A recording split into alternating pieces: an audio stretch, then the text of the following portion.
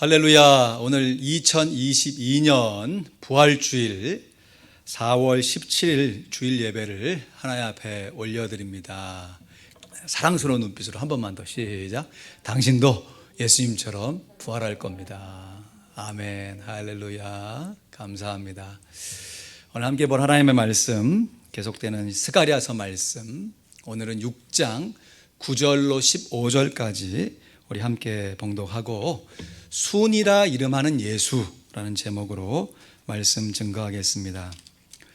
스가랴 6장 9절로 15절입니다.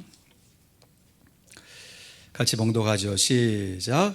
여호와의 말씀이 내게 임하여 이르시되 사로잡힌 자 중 바벨론에서부터 돌아와 헬데와 도비야와 여다야가 스바냐의 아들 요시야의 집에 들었나니 너는 이날에 그 집에 들어가서 그들에게서 취하되 은과 금을 취하여 면류관을 만들어 여호사닥의 아들 대제사장 여호수아의 머리에 씌우고 고하여 이르기를 만군의 여호와께서 말씀하시되 보라, 순이라 이름하는 사람이 자기 곳에서 돋아나서 여호와의 전을 건축하리라. 그가 여호와의 전을 건축하고 영광도 얻고 그 위에 앉아서 다스릴 것이요 또 제사장이 자기 위에 앉으리니 이 두 사이에 평화의 의논이 있으리라 하셨다 하고 그 면류관은 헬렘과 도비야와 여다야와 스바냐의 아들 벤을 기념하기 위하여 여호와의 전 안에 두라 하시니라. 먼데 사람이 와서 여호와의 전을 건축하리니 만군의 여호와께서 나를 너희에게 보내신 줄을 너희가 알리라. 너희가 만일 너희 하나님 여호와의 말씀을 청종하실 때 이와 같이 되리라. 아멘. 오늘 복된 부활 주일입니다. 매 주일이 주님의 부활을 기념하는 주일이지만 오늘은 특별히 부활절이자 부활 주일입니다. 부활절은 우리가 사용하는 달력에서 매년 그 날짜가 해마다 조금씩 달라지지요. 제 기억엔 작년에는 3월에 부활절이 있었는데 올해는 4월 중순에 부활절을 기념하고 있습니다. 맨 처음에 이 교회가 부활절을 확정했을 때 그때 사용했던 달력이 월력이었기 때문에 그렇습니다. 그 사실을 우리들도 피부로 느낄 수 있지요. 우리가 살고 있는 조지아 지역 같은 경우에는 특별히 무언가를 심을 때, 파종할 때 부활절 전에 심은 것을 극히 조심하라, 이런 얘기가 좀 있지요. 왜냐하면 부활절 바로 앞에 한파가 갑자기 불어쳐가지고 해마다 그러죠. 이게 월력에 따른 날짜이기 때문에 그래요. 월력에 보면 이 봄, 여름, 가을, 겨울 이 4계절을 모두 6번의 이 농사와 관련된 절기를, 그러니까 64, 24 절기가 있는데 이 중에서 입춘을 지나서 이 봄의 마지막 절기인 곡우가 이제 오는 수요일이에요. 이 곡우라고 하는 절기가 부활절과 가까이 인접해 있기 때문에 그렇습니다. 곡우라는 것은 곡식을 뿌린다라고 하는 것인데 그 뿌려진 곡식에 봄비가 쫙 내려가지고 식물이 뿌리를 잘 내리게 된다라고 하는 뜻을 갖고 있는 것이에요.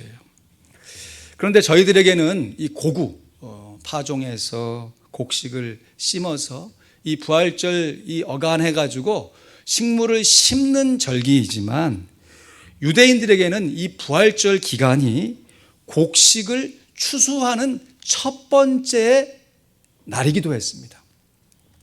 가을에 이제 수장절이라고 하죠. 일반적으로 이 초막절이라고도 하는데 우리나라 추석과 같은 절기입니다.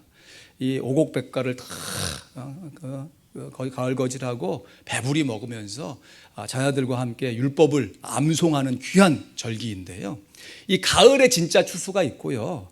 이 봄에 이 이스라엘 백성들이 밀을 재배해가지고 이 밀이 일반적으로는 이제 한 6월 중순 정도 돼야 이제 거두는데요. 이 한 5월 정도 지나가지고 6월 달 정도에서 완전하게 수확을 거두는데 이 밀의 첫 수확, 첫 열매를 거두는 날이 바로 부활절인 것이에요. 그래서 이 절기를 초실절이다 그랬습니다. 이 구약에 보면 이 초실절이요, 6월절 지난 안식 후 첫날이 바로 초실절이에요.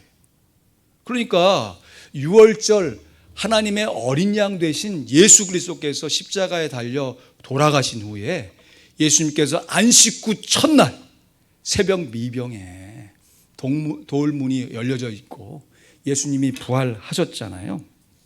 그래서 맨 처음의 열매, 첫 열매를 거둔다는 의미로 초실절을 유대인들이 지켜왔는데 그 초실절에 예수 그리스도께서 부활하신 것입니다. 고린도전서 15장 12절에서 13절 보면 부활장이잖아요. 우리 같이 읽을까요? 시작. 그리스도께서 죽은 자 가운데서 다시 살아셨다 전파되었거늘 너희 중에 어떤 이들은 어찌하여 죽은 자 가운데서 부활이 없다 하느냐? 만일 죽은 자의 부활이 없으면 그리스도도 다시 살지 못하셨으리라 하면서 20절 말씀 이것도 같이 읽죠. 시작. 그러나 이제 그리스도께서 죽은 자 가운데서 다시 살아 잠자는 자들의 첫 열매가 되셨도다. 할렐루야. 우리 구주 예수 그리스도께서 부활의 첫 열매로서, 그러니까 예수님이 부활의 첫 열매가 되셨다는 것은 이제 오순절 성령 강림 사건을 통해서 밀의 추수가, 그래서 한국에서는 밀을 대신 보리를 키웠잖아요. 그래서 오순절 날이 맥추 감사주일이 되는 것이에요. 그리고 나중에 이것이 실제적으로 가을에 추수 감사주일로 하나님 앞에 영광을 돌리게 되는 것이죠. 하나님의 자녀들이 장차 예수님처럼 부활할 것, 이 첫 번째 실과 초실절의 첫 열매로서 예수 그리스도께서 부활하신 것이에요. 그래서 예수님께서 부활의 첫 열매가 되셨다는 것은 먼저 우리들도 예수님처럼 부활하게 된다는 것입니다. 그런데 오늘 본문 말씀에 보면 우리들이 장차 예수님처럼 부활하게 될 때 여러분 우리가 어떠한 존재로서 어떠한 사명을 가지고 부활하게 될 것인지, 그 예수님의 부활과 더불어 우리들의 부활까지도 예언의 말씀으로 증거하고 있는 너무너무 중요하고 귀한 말씀인 것이에요. 결론부터 미리 말씀드리면 우리들은 성전이신 예수님이 부활하신 것처럼 우리들도 하나님의 성전으로서 예수님처럼 부활하게 되는 것입니다. 다시 한번요. 하나님의 성전이신 예수님께서 부활하신 것처럼 우리들도 하나님의 성전으로서 예수님처럼 부활하게 될 것입니다. 한번 따라 하시죠. 예수님께서 성전이시고 우리들도 성전이다. 본문 외에 예수님의 이름에 대해서 증거하는 귀한 성경책들이 많죠. 평강의 왕이다, 하나님의 아들이다, 메시아다. 근데 오늘 본문 말씀에는 예수님을 순이라고 기록하고 있어요. 순이라고. 스가랴 6장 말씀 보시면요, 9절이라고 했는데 제가 12절 말씀을 착각해서 9절이라고 잘못 적어 12절입니다. 고하여 이르기를 만군의 여호와께서 말씀하시되 보라, 순이라 이름하는 사람이 자기 곳에서 돋아나서 여호와의 전을 건축하리라 했습니다. 이 순이라 이름하는 사람, 그러니까 사람 이름이 순이라는 것이 순. 순자 말자 할 때 그 순이 아니고 여기서 말하는 순이 영어로는 branch, 가지라고 하는 뜻입니다. 한국어의 가지라고 하는 이름의 예쁜 표현이 순이죠. 그래서 어린 가지를 순이라고 하죠. 고구마 순, 감자 순 이렇게 할 때 어린 순이 가지로서 자라간다라고 하는 의미예요. 그래서 저희들이 함께 이제 동역하며 저희 교회를 함께 사용하고 있는 순 무브먼트 글로벌 아틀란타 지부를 보면 이것이 함께 섞여져 있는 말이죠. 젊은이들이니까 이제 성장한다, 잘한다 하는 의미로 순이라고도 하고, 오늘 본문 안에서 순이라 이름하는 사람, 바로 예수 그리스도를 쫓는 공동체다라고 하는 의미로 순이라고 하는 것이에요. 그래서 우리 교회도 이 소그룹 모임을 순 모임이라고 얘기하고 다락방 모임이라고 얘기하면서 그 다락방 모임을 이렇게 인도하는 분들을 순장님이다 이렇게 하잖아요. 그러니까 그 순이라고 하는 의미가 바로 이 의미예요. 근데 이 순이 자기 곳에서 돋아나서 뭐를 한다고 그랬습니까? 자기 곳에서 돋아나서 뭐를 한대요? 여호와의 전을 건축한다고 그랬습니다. 그러니까 순의 사명은 잘 자라나서 결과적으로는 하나님의 전, 성전을 건축하는 것입니다. 그럼 이스라엘 백성들이 지금 이 스가랴 시대까지 올 때 우리가 구약 간통 세미나를 통해서 그 전반부 사사기까지의 말씀을 살펴보았지만 이게 악순환의 반복이거든요. 이 이스라엘 백성들이 결국은 나라가 두 개로 갈려가지고 이제는 조직적으로 북이스라엘과 남유다가 서로를 싸우면서 동족 상잔의 비극을 일으키게 됩니다. 그러다가 이제 바벨론에 의해서 남유다까지 멸망을 한 시점이고, 이제 그 시기가 지나가서 레위기에 하나님이 약속하신 말씀대로 너희들이 이 재앙에 대해서 회개하고 하나님의 말씀을 기억하면 내가 아브라함의 언약을 다시 기억하여서 너희를 회복시키겠다 하신 그 말씀의 시점이 이르는 것이에요. 그래서 이제 스가랴가 그 말씀을 의지하여서 하나님 앞에 기도하며 간구할 때 환상이 임한 것이죠. 그러니까 이스라엘 백성들이 지금까지 계속되는 동족 상잔의 비극, 서로 물고 서로 전쟁하며 죽였던 그 사건, 그런데 그렇게 되어질 수밖에 없는 결정적인 이유가 뭐냐? 하나님께서 출애굽기에서 분명하게 십계명으로 말씀하신 너희가 우상 숭배하면 안 된다, 나 외에 다른 신을 너희에게 두면 안 된다 하는 이 말씀을 이스라엘 백성들이 그때는 지키겠습니다. 또 삶의 환경이 어려워지면 다시 지키겠습니다. 마음을 먹었지만 조금 환경이 풀어지고 괜찮아지면 하나님도 섬기면서 우상을 함께 섬긴 것이 일종의 혼합 신앙이 되어진 것이죠. 그래서 이스라엘 백성들 가운데 이 성전 중심으로 하나님께 예배도 했지만 주변에 이게 막 점집 무당집처럼 산당이 즐비했어요. 그래서 일반 제사장이 하나 앞에 제사를 드리는 것이 아니라 점치는 일을 하는 거예요. 점치는 일을. 뭐 오늘날 우리 시대하고 비슷하지 않습니까? 그로 말미암아 우상 숭배를 통해서 이스라엘 백성들이 일상생활 가운데 하나님을 섬긴다는 명목으로 우상을 섬기게 되고, 그 우상 숭배하는 목적이 무엇이에요? 현실의 삶 가운데 내가 잘 되고 나는 안 되더라도 내 자녀는 잘 되게 해달라 하는 복을 비는 거 아니겠어요? 그게 1차적으로는 얼마나 큰 동기부여가 됩니까? 내 삶이 잘 되고 내 자녀가 잘 돼야 되는데 이거보다 더 중요해 보이는 이 세상의 것이 뭐가 있겠어요? 근데 문제는 나만 잘 돼야 되는 것이에요. 저 사람보다 내 자녀가 조금 더 잘 돼야 되는 것이에요. 이러한 사고방식들이 서로 충돌하니까 어떻게 되겠어요? 분쟁하게 되겠죠. 갈등하게 되겠죠. 이게 감정적인 갈등을 넘어가지고 자기 이익까지, 이게 집단의 이익으로 맞물리면서 이게 남북으로 갈려진 나라 가운데 서로 전쟁하게 되어진 것이에요. 결국 우상 숭배의 씨앗, 죄가 심겨지게 되어지면 그 싹수로 나는 것은 사망밖에 없어요. 이것을 이스라엘 백성들이 그의 삶 가운데 쭉 경험해 가면서 결국은 이스라엘 백성들이 망하게 된 것이죠. 그런데 순이라 이름하는 사람, 예수 그리스도 계시죠. 자기 곳에서 도단하셔서 우상 숭배가 아니라 성전을 재건하신다는 것이.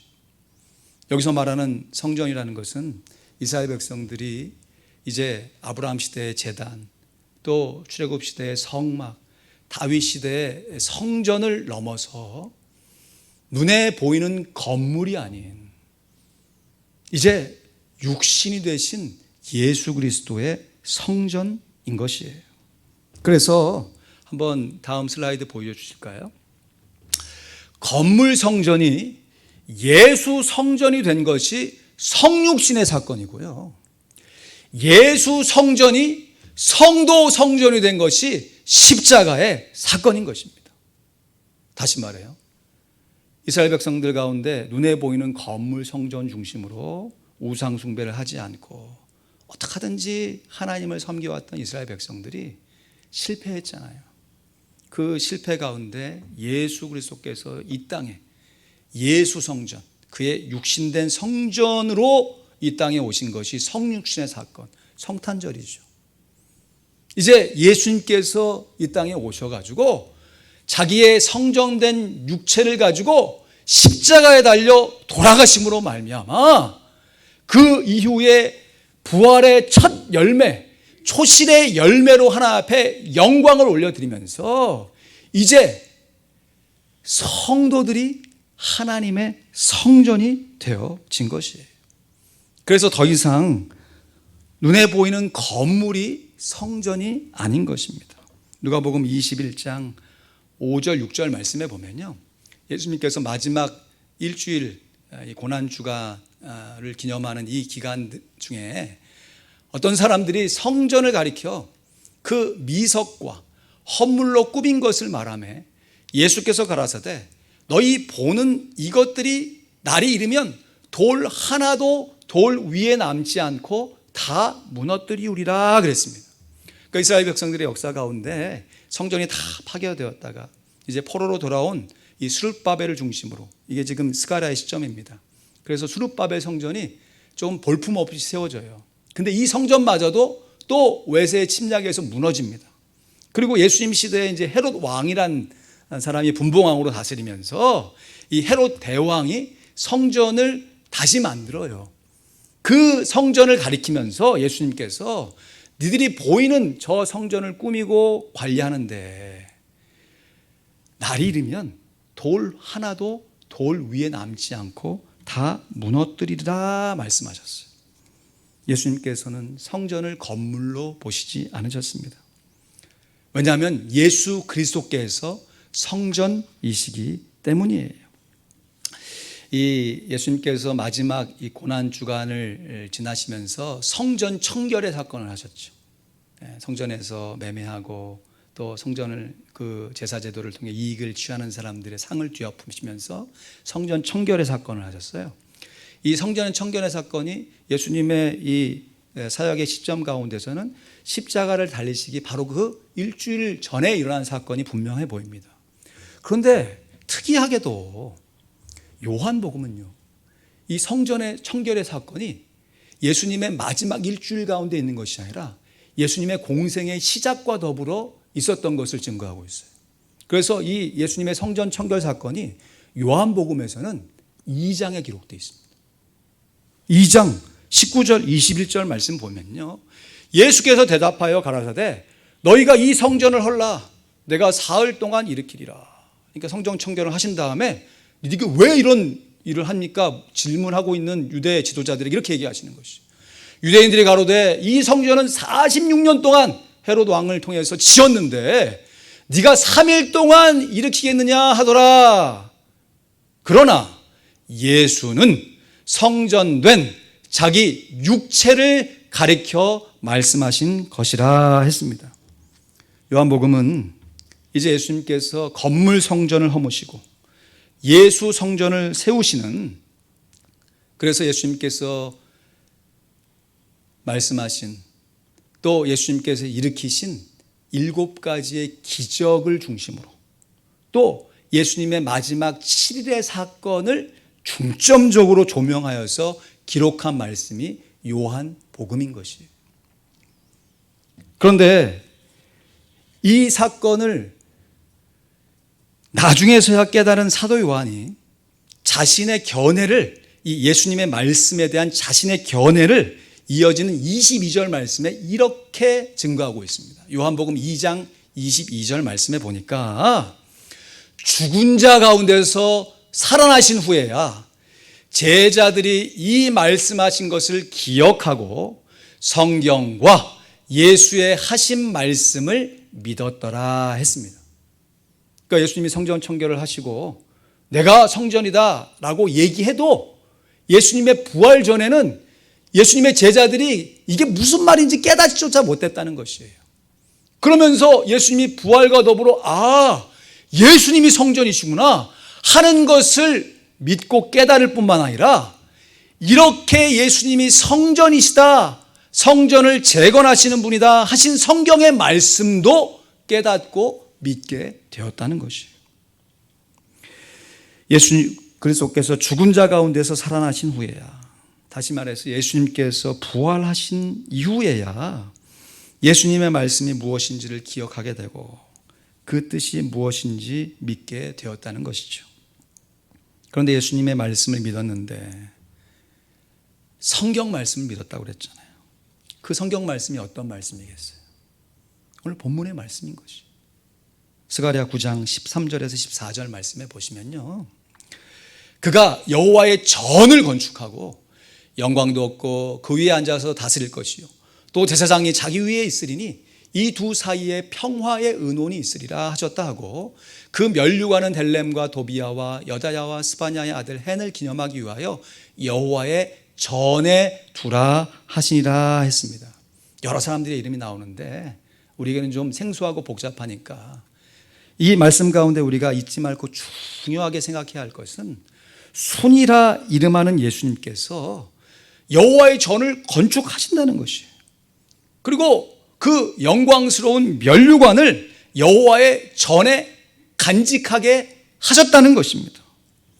그래서 성전은 더 이상 건물이 아니라 예수 그리스도의 육체로 말미암는 사람인 것이에요. 그리고 너무너무 감사한 것은 그렇게 성전이신 예수님의 부활로 이제 예수님이 승천하신 이후에 초실절을 지나서 이제 맥추감사주일, 실제로 추수할 그때가 된 오순절 때 성령의 강림으로 말미암아 성령이 예수를 믿는 사도들과 제자들, 여인들에게 각 사람에게 임하잖아요. 그래서 이제는 예수 믿는 사람들이 성전이 되어진 것이에요. 성령, 암송구절이죠. 성령에 대해서 우리가 암송구절할로 고린도전서 3장 16절 말씀을 암송합니다. 우리 같이 읽거나 암송할까요? 시작. 너희가 하나님의 성령인 것과 하나님의 성령이 너희 안에 거하시는 것을 알지 못하느냐. 너희가 누굽니까? 1차적으로는 우리 모두를 가리시지만 더 근본적으로 보면 고린도 교회 성도들이잖아요. 고린도전서 말씀이니까 고린도 교회 성도들이 하나님의 성전인 것과 하나님의 성령이 너희 안에 거하시는 것을 왜 알지 못하느냐라는 권면의 말씀 아니겠어요? 그러나 우리가 잘 알고 있는 대로 고린도 교회가 어떤 교회였습니까? 나는 바울파다, 나는 아볼로파다, 나는 베드로파다. 왜 파당을 나누냐? 우리 모두가 다 그리스도파다 하면서 또 다른 파당을 만드는 3파전이 아니라 4파전이 돼가지고 서로 물고 싸웠던, 참 분열이 많고 갈등이 많았던 이민교회예요. 그 교회를 향해서 너희가 하나님의 성전인 것과 하나님의 성령이 너희 안에 거하시는 것을 왜 알지 못하느냐. 여러분, 이 말씀은 분열을 해도 좋고 분열해도 하나님의 성전이니까 괜찮다 이런 말이 아니라 너희의 존재 자체가 하나님의 성전인데 왜 분열하고 싸우느냐, 왜 파당을 나누고 서로 갈라지느냐 하는 책망의 말씀이 되는 것이죠. 오늘날 우리 교회도 얼마나 많이 분열되고 갈라지고 세속화되어지고 있습니까? 여러분, 다른 교회를 지적하기 전에 우리 자신의 모습, 우리 가정의 모습, 내 자신의 모습을 한번 먼저 돌아봐야 할 것이에요. 여러분, 예수 그리스도께서 부활의 첫 열매가 되신다는 것은 장차 우리들도 예수님처럼 그러한 몸을 입고 부활하게 된다는 것이에요. 그런데 예수님의 그 신비로운 부활체가 하나님의 성전이라는 거죠. 하나님의 성전은 우상을 숭배하지 않는 곳입니다. 오직 하나님만 섬기는 곳이 성전인 것이죠. 예수 그리스도께서 하나님의 성전으로 우상의 사단의 유혹에 다 승리하시면서 십자가를 통해 하나님의 뜻을 이루셨고 하나님과 우리 사람 사이의 중보자로서 중재자로서 구원자의 역할을 감당하시면서 성전의 올바른 기능, 서로 하나가 되게 하는 하나님의 사역을 이루셨잖아요.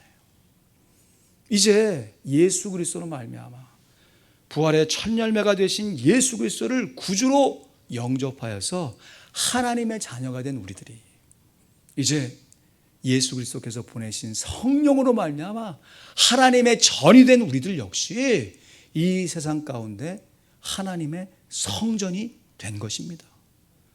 하나님의 성전으로 이제는 더 이상 우리의 삶 가운데 우상 숭배가 없어야 돼요. 1차적으로 우상 숭배하면요 뭔가 짜릿해요. 종교적인 열심이 들어갔기 때문에 내가 뭔가 한 것처럼 느껴지기도 하고요.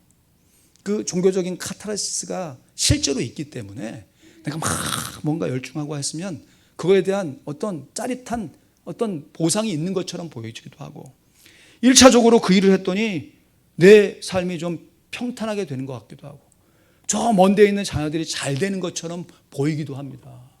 그러나 결국 우리의 삶은 반복이거든요. 아무리 짜릿한 감정이라도요 그 감정이 그 다음에 경험될 때는 덤덤해져요. 그러려면 어떻게 돼요? 더 센 종교적인 열심이 가미되어져야죠. 내가 처음에 50만 원 내고 구슬을 했다면 다음에 할 때는 100만 원 해야 굿 좀 했구나. 그러다가 한 10번 하면 1000만 원 몇 억 해야 내가 구슬 했구나 이런 마음이 드는 것이에요. 그러고 나서 되어진 결과 가운데 잘 되어지면 계속해서 우상 숭배에 더 빠지게 되잖아요. 안 되게 되면 어떻게 되는지 아세요? 내가 지금까지 살아왔던 삶을 한탄하면서 내가 우상 숭배로 인해서 이러한 삶을 나쁜 삶을 살았구나 하는 죄책감에 빠져가지고 자기 인생을 또 허물게 돼요. 그러니까 우상 숭배는 잘해도 망하는 것이고 안 되면 더 망하는 것이에요. 그러니까 우상 숭배로 자기 인생을 경험하게 되면 당장에는 뭔가 되는 것처럼 보이지만 결국에는 자기 인생을 망가뜨리게 되고요. 그 일로 말미암아 내 인생이 소중하고 내 자녀의 인생이 소중하다는 인생을 갖게 하면서 또 다른 사람들과 갈등의 구조로 나아가게 되는 것이죠. 하나가 될 수가 없어요. 항상 비교하여 남보다 내가 조금 더 가져야 되고 내가 남보다 조금 더 편해야 만족된 비교의식에 사로잡히게 살기 때문에 우상 숭배는 그리스도인으로서 정말 하지 말아야 되는 것이죠. 반면에 성전의 제거는 예수 그리스도 안에서 우리 모두가 하나다. 예수 그리스도께서 우리를 하나님의 자녀로 삼아주셨다. 그래서 나도 하나님의 자녀고 너도 하나님의 자녀고 우리 모두가 다 하나님의 자녀다 라고 하는, 여러분 자녀들끼리 싸우는 가정들도 있지만 여러분 보편적으로는 자녀들은 가족이기 때문에 그 싸움이 일시적이지 그것이 평생 가면 안 되는 것이죠. 여러분 식구들끼리 싸워봐야 뭐가 남겠어요. 서로 있는 모습 그대로 인정해주고 나와 다른 모습 처음에는 이해가 되지 않죠. 왜 저렇게 행동하는지. 그러나 식구니까 어떡하겠어요. 받아줘야죠. 용납해야죠. 그 마음 가운데 이게 내가 용납해서 네가 산 것이 아니라 내가 용납해줘서 내가 산 것이에요. 우리가 성전된 하나님의 성령의 전으로 다른 사람을 용납하고 용서하면요, 그 사람의 나의 용서로 자유함을 얻을 뿐만 아니라 내가 그 사람을 용서하고 용납한 걸로 인해서 내 신앙이 성숙해 가는 것입니다. 그러니까 성전 재건으로 인해서 하나님의 뜻을 이루면요, 나도 잘 되는 것이고 내 주변 사람들이 함께 잘 되는, 함께 더불어 잘 사는 길이 열리는 것입니다. 이래서 하나님께서 어찌하든지 너희들이 우상 숭배하지 말고 하나님의 성전으로 살아가라라고 말씀하시는 것이죠. 그래서 성전은 더 이상 건물이 아니라 사람인 것이. 우리가 하나님의 성전 되어서 하나님의 사명을 감당하고 있다라고 하는 것은 내 안에 성령께서 함께 하신다라고 하는 그 기쁨과 즐거움을 누리는 그 소극적인 차원을 넘어서 하나님의 성전의 기능을 온전히 감당하는 적극적인 모습으로 자라가야 하는 것입니다. 예수께서 하나님의 성전으로서 내가 하나님의 성전인데 하는 자의식만 갖고 살지 않으시고 하나님의 성전으로 온 인류의 죄를 대속하시기 위해 십자가에 달려 돌아가셨잖아요. 마음속으로 내가 저 사람을 용서해야지, 용납해야지 결심을 하면서 막상 만나면 얼굴 표정이 굳어지고 말 한마디가 삐뚤어져서 나온다면 아직까지 그 성전으로서 잘 자라지 못하고 성숙되지 못한 우리들의 모습이라 할 수 있는 것이죠. 말처럼 쉽지 않습니다. 십자가를 지고 자기를 부인하고 예수님의 제자로서 성전의 기능을 감당한다는 거 쉬운 일이 아니에요. 그러나 놀라운 것은 하나님의 미랄이 땅에 떨어져서 죽으면 많은 열매를 맺는 것처럼요. 여러분, 우리의 이 자아가 하나님의 은혜 안에 떨어져서 죽으면요, 하나님의 성전으로서의 이 또 다른 모습으로 이 부활하게 되는 것이죠. 자라게 되는 것이죠. 성숙하게 되는 것이죠. 그래서 내가 내 자신을 바라볼 때에도 예전에는 과거의 미련, 장래의 불안, 그래서 현재의 삶이 늘 어렵고 힘들고 나만 어려운 것 같은데 이것이 우상숭배의 모습이 아니라 성전의 기능으로 제대로 계속해서 훈련되어지고 성장되어져 가고 성숙되어져 가면 과거의 잘못, 물론 내가 잘못한 것도 있지만 내 잘못을 주님이 담당하셨지, 그럴 수밖에 없는 환경도 있었던 것이지, 핑계하라는 말이 아니에요. 죄책감에서 벗어날 수 있는 것입니다. 장래의 불안, 사람이 장래일을 알지 못하는데 어떻게 합니까? 무슨 계획을 할 수 있겠어요? 그러나 내가 주 안에 성전으로서 내가 우리 가족, 우리 교회 성도들, 우리 주변의 이웃들의 어려움들을 담당하는 하나님의 거룩한 제사장으로 예수 그리스도의 사명을 함께 살아가야지 하는 과정 가운데 한 걸음 한 걸음 우리의 삶을 살아가다 보면 이것이 서로 앞서거니 뒤서거니 서로 이것이 마치 이 옷감이 서로 시실과 날실이 서로 이렇게 잘 짜여져서 한 벌의 아름다운 옷이 만들어진 것처럼 저도 성전, 여러분도 성전, 우리 모두가 하나님의 성전으로 아름답게 지어져 가는 것입니다. 이 귀한 진리를 사도 바울이 진작에 깨닫고 에베소서 2장 20절에서 22절에 이렇게 교훈해 주고 있습니다. 우리 천천히 같이 읽습니다. 시작. 너희는 사도들과 선지자들의 터 위에 세우심을 입은 자라. 그리스도 예수께서 친히 모퉁이 돌이 되셨느니라. 그 안에서 건물마다 서로 연결하여 주 안에서 성전이 되어가고 너희도 성령 안에서 하나님의 거하실 처소가 되기 위하여 예수 안에서 함께 지어져 가느니라. 아멘. 말씀을 맺습니다. 하나님의 성전이 된 우리들은요, 예수님의 고난을 기념하며 사순절도 의미 있게 보내야 하지만 어떤 의미에서는 예수님이 부활하신 이후에 성령께서 강림하신 그 오순절의 기간을 훨씬 더 의미 있게 바라보면서 내 삶 가운데 성전된 모습으로 지어져 가는 모습을 훈련받아야 하는 것이에요.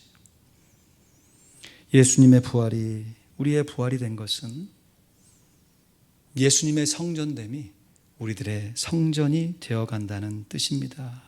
그래서 예수의 부활이 우리의 부활이고 예수 그리스도를 우리의 성전된 삶을 통하여서 우상숭배가 아니라 하나님만을 섬기며 분열과 갈등이 아니라 화합과 화목으로 하나님 앞에 하나님 섬기는 본을 보일 때 이것이 예수 그리스도의 부활을 증거하는 우리의 삶의 실천적인 모습이 되어서 우리도 하나님의 성전으로 더 아름답게 지어져 가며 하나님께서 구원하기로 작정한 이 세상의 많은 사람들이 우리의 삶을 통하여서 예수를 믿고 우리와 더불어 하나님의 성전으로 아름답게 지어져 감을 믿습니다. 아멘. 기도하겠습니다.